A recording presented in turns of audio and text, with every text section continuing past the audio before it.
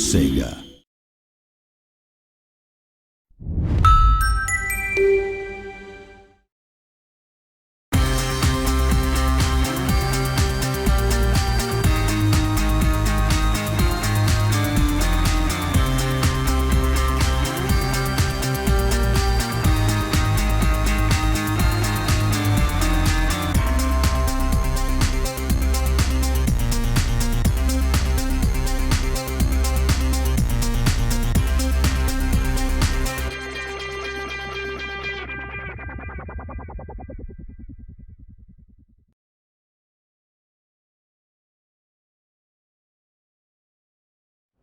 We had numerous different ideas that we proposed for having a flying character, but the team members really liked the idea of setting the game inside of a dream world.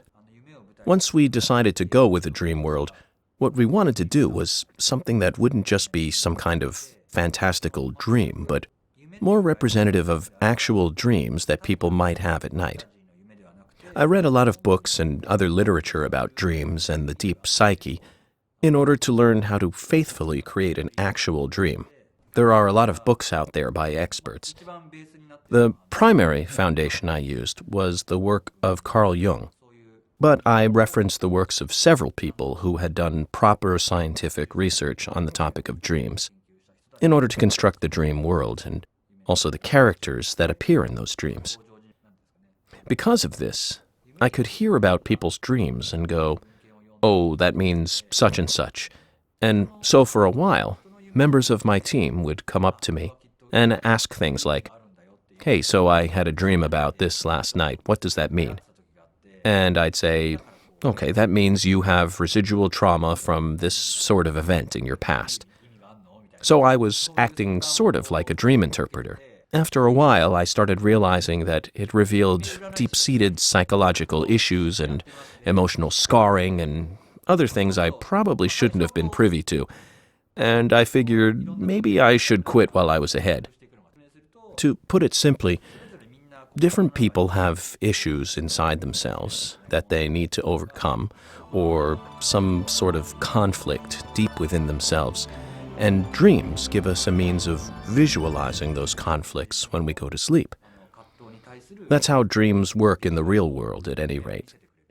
The character of NiGHTS represents what's known in psychology as the shadow, which is sort of an alter self.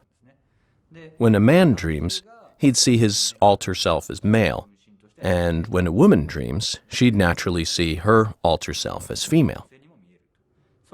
In creating NiGHTS, we wanted a character that could conceivably look both male or female, and so that's why we went with a gender-neutral character. When the NiGHTS project was still in its initial phases, the team we had was made up of people who had been working on Sonic titles, where he's running all the time, and we'd already decided from the outset that we were going to make a flying game. So now we have this game, which in English you'd call a platform action game. Except this was a platform action game without any platforms. So we had to figure out how exactly we'd even be able to do that. We came up with dozens of different rules and concepts for what sort of thing the character would be able to do in a game like this. But so we ended up in a situation where we were constantly going, well, how about this? How about this? And then we'd try it out and it wouldn't work. There was a lot of trial and error involved. The biggest thing for me was wanting to create a game world for NiGHTS that would be as close as possible to bringing out the feel of an actual dream world. That's one of the things I like most about NiGHTS is the fact that, as far as I can think of, NiGHTS might be the only game character that a person could ever actually really meet.